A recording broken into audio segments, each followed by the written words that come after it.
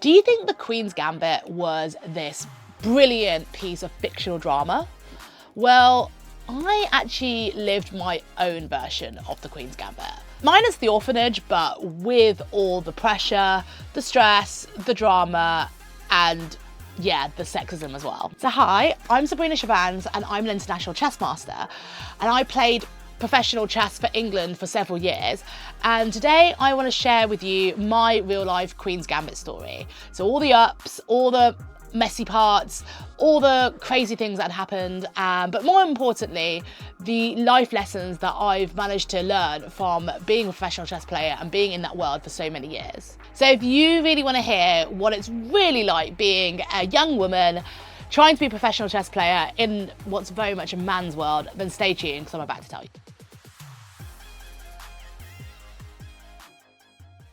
So I started playing chess when I was about 8 years old, and I started kind of off in the local circuit. They were basically all junior tournaments at the time. So I'd play in the under 8 section and the 10 section, I got a little bit better.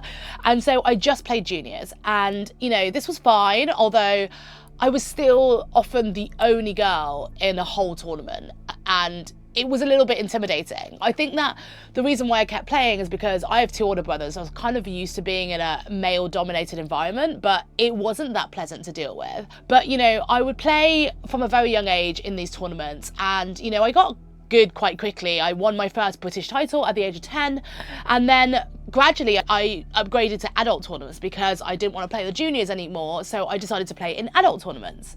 And that's when it got interesting.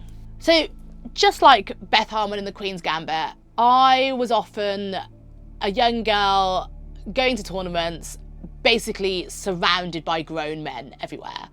Except I wasn't fictional. I was a real young girl in a room filled with men, most of whom thought I didn't really deserve to be there. Except the difference between Beth and I is that I have one big major plus on my side. I had 2 supportive parents who were there for me the whole time. And this became a major part of why I was able to kind of survive the chess world and kind of battle through all this, because I didn't know that I was about to embark on a journey that would change my life forever and make me the person I am today. So I obviously have no regrets doing it, because I do believe that everyone needs to go through a journey. But I'm so grateful to my parents because they were with me at pretty much every single tournament I ever went to. They sat there all day, and it's an arduous task as a parent of a young chess player. They would have to take me to chess tournaments which lasted all weekend. So they'd give up their weekend pretty much every weekend or whenever I wanted to play chess, and they'd just sit there for hours while waiting for me to play my game. And you know, my dad was like my coach, both like on the board but also psychologically. Like, he was so good at that, so he helped me prepare for the mental game, helped me rise up against the bullying and all the teasing.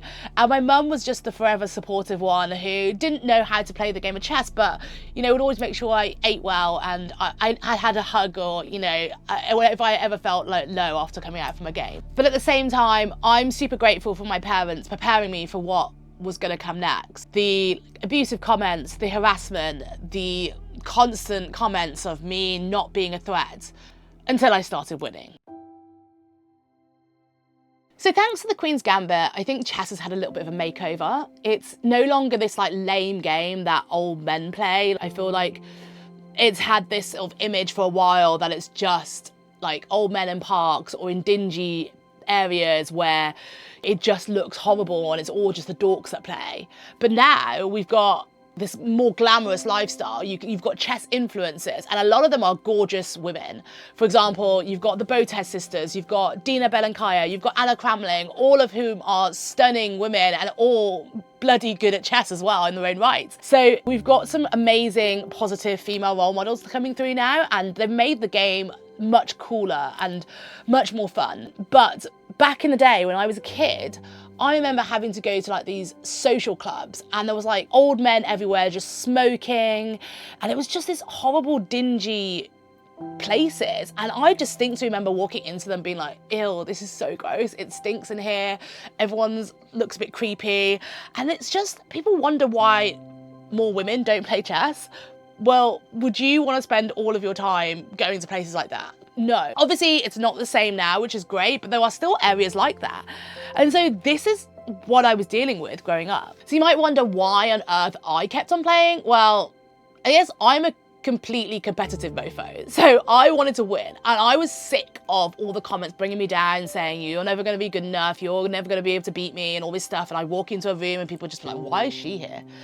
And I just wanted to prove them wrong. So I kept on playing and I got better, and I loved the game itself. I just didn't like the environment. And as I got older, it didn't really get much better. It just was a bit different.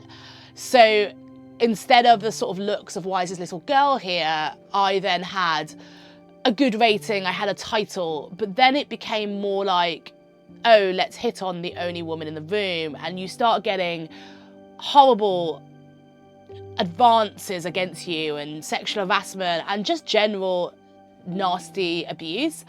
But you know, I don't want to relive all the worst moments of my life. That's a story for another day. What I do want to do is tell you some of the most valuable lessons that I've learned, because all of that bad stuff that I've been through is actually a good thing, because it's made me as resilient as I am today. It's everything on my journey has brought me to where I am, and I'm super happy to be where I am today. But chess, both on the board and off the board, has taught me so many insanely valuable life lessons, and I really, really wanted to share with you what my real life Queen's Gambit version of the story has led me to, and all the lessons that I've learned, and hopefully you can learn too from chess. So I'm an emotional person, and I don't think that's a negative thing per se. I mean, I need to practice tuning my emotions in, but it's definitely been the weakest part of my game. And, you know, I can let myself get to me and let other people get to me. But what I realise is that there's always going to be people trying to put you off, whether that's teasing and bullying from a young age, or even getting older. People are always saying things behind your back that you don't deserve to be there, that you're cheating, or like, you know, there's all sorts of different things that people say just to put you off your game. But what I realised was that it doesn't matter what everyone else is saying. It matters what's on the board. Your position is the only thing that matters. So they could say whatever they like, but if you're going to beat the person on the board, that's all that matters. So I realised the same thing in life. There's always going to be people who bring you down. When you're doing well, people say you don't deserve to be there, or when you're not doing well, they'll laugh at you and try to keep you down. And, you know, there'll always be people who will bully you and you know, just not try to bring you down in every way and shred your confidence.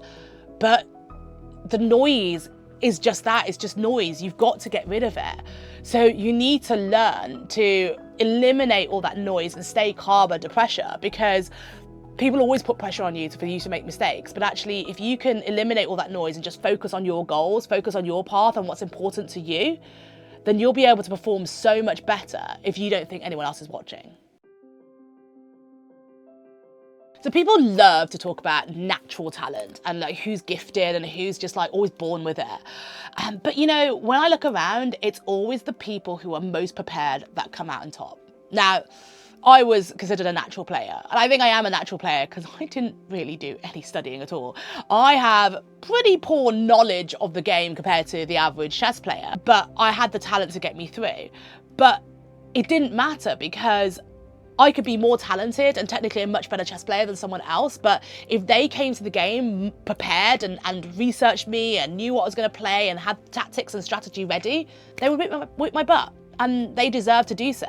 And I remember getting really annoyed with myself for so many years, years, because I'd be getting annoyed that I'd be losing to people who are low rated or less talented than me, and I'm like, oh my God, I can't believe I lost to that person, what's wrong with me, and beat myself up about it.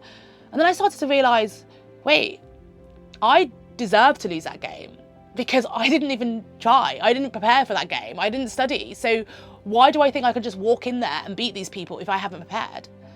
So now I've become obsessed with preparation. I love strategy and I love planning. Whether that's, you know, my journals and my notebooks and planning, but also business strategy, marketing strategy, brand strategy, all of that sort of stuff. So much so that it is my life career now. I do this for clients. I do this for my members of my entrepreneurship club. I do this for anyone who wants help. I'm obsessed with planning because I believe that those who are prepared the most will get the best results. If you can plan meticulously exactly what you need to achieve, everything else just becomes so much easier. So in chess, yes, I, had a lot of good talent and I had some knowledge and I had some instincts and I have some skills in the areas, but that all goes 10x if I am prepared for what's to come, because I would be able to get to good positions and I often get winning positions against top players. but I've spent all my time on my clock calculating how to get there. And so by the time I've got to that winning position, I don't have enough time on my clock to actually win the position. So I end up losing. So it was really silly. Whereas someone else is much more prepared, we were to get to that position with plenty of time on their clock and actually then be able to calculate the rest of the game with more precision. And also just think about it. Like, why rush? Why put that pressure on yourself? You only make mistakes when you're under more pressure. So yes, I faced sexism. It was ugly. It was just soul destroying, but everyone has bias and I just won't let it define me. In fact, I remember when I was a little kid, every time a boy said to his friends, "Oh my God, I'm playing a girl, I'm so gonna thrash her, this is gonna be so easy," it fueled me. It really fueled me into just being like, I'm gonna kick this boy's butt. And it became my little thing. Like, I remember, I still remember my dad's face taking me to a tournament. He always used to let me sit down and watch me as I start and then walk away. And I remember like, a kid was like, "Oh, I'm gonna thrash you now." And my dad just smiled and walked away. He was like, that face of, "You've got this. I know you've got this." It became this, no matter how good they were. So I think about this, you know, in business, and like there's all these like women's only groups, and I absolutely think there's a place for these sort of groups, and I absolutely love a lot of them and the vibe and you know, supporting other women, but a lot of them are also places for man bashing, which I do not agree with. There is just constant complaints about men and the patriarchy and how unfair it is being a woman and how disadvantaged we all are. I just think that's just negative. It's not going to do anyone any good. And I think that, like, you know, we're focusing too much on the downside of things, but actually we could just let the disadvantage fuel us into something more positive and bring us together. And some of these places are for that reason, it's great. But a lot of these places, it is about man bashing. And I think the same thing in chess. And I had the added extra layer of racism that I had to face in chess, and sadly, I faced a lot of it. And I don't want to go into that now, but there were times when I had to really, really prove myself to play for England. I had to be better than everyone. For example, I remember being a kid and the England selection team would be opened up and I wouldn't be in there, even though my grade was higher, rating was higher, my performance was better. And it was only until I went to the British Championships and I won the entire British Championships, beat everyone who was selected for England there, and just took home the trophy. And people were just like, "Why isn't she selected?" And it just caused all the chatter to be like, "Why isn't she selected?" Parents were just questioning it. And then the selection committee didn't want to look like they discriminated, so then they invited me at the last minute after all the selections had been made. I'm like, "Oh yeah, I accidentally missed you off." It was stuff like that. And I was so young, but I was still old enough to be like, what just happened? And I didn't really understand it. I think then that plays a part on you, like, why aren't I good enough? What's wrong with me? And I think it's very difficult for a young girl to understand sexism and racism to its truest form. I just think that results don't lie. So yes, there's all these biases out there, but if you consistently work on yourself and be better than everyone else, then let the results do the talking. And you should be able to see success by concentrating on your own goals and your own achievements. If you still don't get that, then you've got something to shout out about. But when you're like just kind of fighting off everyone else and you're sucked into the negativity, it's not going to work. So I mentioned earlier that me being emotional is probably one of my weakest points, and I'd say that that definitely is the case, because I'd make a mistake and it wouldn't be the most fatal mistake. I still have chances in the game, but then I'd self-sabotage because I'm beating myself up. So I realised that resilience is one of the most powerful things that you really need, because yes, you make mistakes in life, but they don't have to be the end of all your dreams. You can just learn from those mistakes, make sure you don't make those mistakes again, and do even better next time. Just like you could be knocked down some ways by someone else, unfairly or fairly.